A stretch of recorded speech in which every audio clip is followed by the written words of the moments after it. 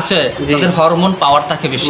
এটা কিন্তু বিজ্ঞান বলে, ঠিক আছে, দাড়ি রাখার বিজ্ঞান বলে যাদের দাড়িটা মুসলিম পরিচয় দিতে হলে আপনাকে দাড়ি রাখতে হবে। ভাইয়া, দাড়ি সম্পর্কে যদি আমাদের কিছু বলতেন, আমাদের গাইডলাইন দেওয়া হয় আর কি এই চ্যানেলে ইসলামিক, তো আপনি কিছু বলেন দাড়ি সম্পর্কে, আমাদের কেমনে কীভাবে নিয়ম পালন করতে হয় ইনশাল্লাহ। আসলে দাড়িটা রাসূল সাল্লাল্লাহু আলাইহি সাল্লামের একটা খাস সুন্নাত। এটা একজন মুমিন হিসাবে, একজন মুসলিম হিসাবে এটা আপনাকে রাখতে হবে। মাশাআল্লাহ। আল্লাহ পাক রব্বুল আলামিন বলেছেন, আতিউল্লাহ ওয়া আতিউর রাসূলা ওয়া উলিল আমরি মিনকুম, যে আমাকে অনুসরণ করো এবং আমার রাসূল সাল্লাল্লাহু আলাইহি সাল্লামকে অনুসরণ করো। জি, সেই রাসূল করিম সাল্লাল্লাহু আলাইহি সাল্লাম বলেছেন, তোমরা দাড়িটাকে ছেড়ে দাও এবং তোমরা মুছটাকে খাটো করো। তো রাসূল সাল্লাল্লাহু আলাইহি সাল্লামের অর্ডার, এবং তিনি নিজে দাড়ি রেখেছেন। মাশাআল্লাহ। তাহলে আমি যদি নবীজির যদি দাড়িটা ছেড়ে দিই, মুছটা খাটো করি, তাহলে একটা সুন্নাত আদায় করলাম। এখন কথাটা হচ্ছে, অনেকের অভিমতে এটা এখন সুন্নতের পর্যায়ে না, এটা ওয়াজিবের পর্যায়ে চলে আসছে। ঠিক আছে, যেটা একটা মুসলিমের বাধ্যগতভাবে এটাকে করতেই হবে।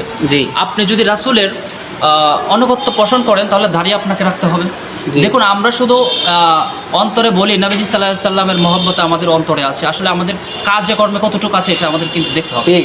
এখন কথা হচ্ছে, আসলে দাড়িটা কিভাবে আপনি রাখবেন। জি, এখানে কথা হচ্ছে যে দাড়ির যে বিষয়টা, এটা হচ্ছে যে লেহিয়া যে হাড়টা রয়েছে, জি, এই যে হাড়টা, এই হাড়টা যেটুকু, এই যে এতটুকু কিন্তু দাড়ি। জি, জি, এই দাড়িটা আপনি ছেড়ে দিবেন। আর ভিতরের নিচে যে অপশনটা আছে, এটা কিন্তু আসলে দাড়ির অন্তর্ভুক্ত না, এটা কিন্তু আপনি কাটতে পারেন। এখন দেখলাম আপনি কি ছেড়ে দিবেন নাকি আপনি খাটো করবেন। আপনি যদি দাড়িটাকে ছেড়ে দেন তাহলে আপনার দাড়িটা কিন্তু পুষ্টি, যদি বেশি পুষ্টি থাকে তাহলে দাড়িটা কিন্তু লম্বা হতে হতে এক সময় 1.5 হাত 2 হাতও হতে পারে। আমরা কিন্তু এটা দেখেছি প্রায় সময় যে অনেকের অনেক লম্বা দাড়ি থাকার কারণে হয়, এটা এইভাবে তিনি মুড়িয়ে রাখেন, তো এটা একটু কষ্টসাধ্য হয়। তো রাসূল সাল্লাল্লাহু আলাইহি সাল্লাম বলছেন দাড়ি ছেড়ে দাও, কিন্তু সাহাবীরা এই বিভিন্ন সমস্যা থাকার কারণে সাহাবীরা করছেন কি, এইভাবে দাড়িটা ধরেছেন, দাড়িটা ধরে এইভাবে হাতের এইভাবে ধরেছেন, এইভাবে মুষ্টিটা বদ্ধ করেছেন, করার পরে যে অংশটা রয়েছে এটাকে এইভাবে কেটে দিয়েছেন। তো কেটে এক মুষ্টি পরিমাণ করেছে। তো এটা আল্লাহ রাসূল সাল্লাল্লাহু আলাইহি সাল্লাম জানতে পারে, কিন্তু এটার কোনো তিনি বাধা দেননি সাহাবাদেরকে। তো সেখান থেকে আমরা জানতে পারি দাড়ি যদি রাখতে হয় এক মুষ্টি পরিমাণ রাখতে হবে। এখন কথা হচ্ছে আপনার দাড়ি রাখার ফজিলাতটা। এখন দাড়ি রাখার বিজ্ঞান বলে যাদের দাড়িটা আছে তাদের হরমোন পাওয়ার থাকে বেশি। এটা কিন্তু বিজ্ঞান বলে, ঠিক আছে। আচ্ছা, এবং বিজ্ঞান এটাও বলে যাদের রেখেছে সুন্দর করে, তাহলে সে কিন্তু বৃদ্ধ হয় একটু অল্পতে। বিজ্ঞান বলেছে। এটা দুনিয়া বিজ্ঞান, আরো অনেক দৃষ্টিকোণ রয়েছে দাড়ির ব্যাপারে, মানে পরকালের হিসাবটা বলে। এখন কথা হচ্ছে যে এই যে দাড়িটা যে আপনি মহব্বত করে রাখলেন, আপনি কিন্তু হাসরের দিন আপনার এই দাড়িটা থাকার কারণে আপনি কিন্তু একটা বেনিফিট পাবেন। কিরকম বেনিফিট?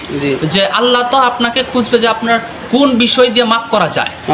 হ্যাঁ, আপনি যদি সেদিন যদি বলেন যে আল্লাহ আমার জীবনে কোন আল্লাহ আপনার রাসূলকে মহব্বত করে এই যে একটা দাড়ি রাখছি, আল্লাহ এটার আমাকে দিবেন না। অথবা আল্লাহ তাআলা বলেন কি, ফামান ইয়ামাল মিসকালা যাররাতিন খায়রান ইয়ারা ওয়া মান ইয়ামাল মিসকালা যাররাতিন শাররান ইয়ারা, যে কেউ অনুপরিমাণ ভালো কাজ করলে সেটাও আমি দেব, কেউ অনুপরিমাণ খারাপ কাজ করলে সেটাও আমি দেব।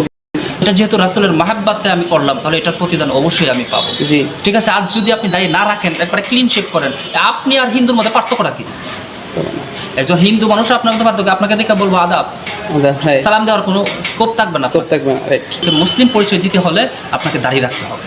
এখন আখিরাতে, ঠিক আছে, তো আখিরাতে আপনি জান্নাতে শুধু দাঁড়িয়ে রেখে জান্নাতে যাবেন এটা আমি বলবো না, শুধু ঠিক আছে। আপনি যদি সবচেয়ে বড় বিষয় হচ্ছে আপনি যদি রাসূলকে মহব্বত করে দাঁড়িয়ে রাখেন, তাহলে আপনি হাসরের দিন রাসূল সাল্লাল্লাহু আলাইহি সাল্লামের শাফায়াত পাবেন। ঠিক আছে, রাসূলের মহব্বত যদি আপনার অন্তরে থাকে, আর সেই মহব্বতের এটা হচ্ছে বহিঃপ্রকাশ, এই দায়টা হচ্ছে বহিঃপ্রকাশ। এখন দেখতে হবে, দৃশ্যমান সুন্নাত। হ্যাঁ, দৃশ্যমান সুন্নাত। আপনি যদি রাসূলের মহব্বতটা আপনার অন্তরে দেখতে পান, যদি অন্তরে থাকে, আল্লাহ যদি সেটাকে দেখে যে আপনার অন্তরের মহব্বত রয়েছে, রাসূল আপনার শাফায়াত করবে। আর রাসূল যদি একবার সাফায়াত করে তাহলে তো আপনি জান্নাতি। তো সেক্ষেত্রে রাসূলের মহব্বত বাড়ান, আর মহব্বতের যে বহিঃপ্রকাশ আছে দাড়ি সহ একাধিক সুন্নত রয়েছে সেগুলি পালন করুন।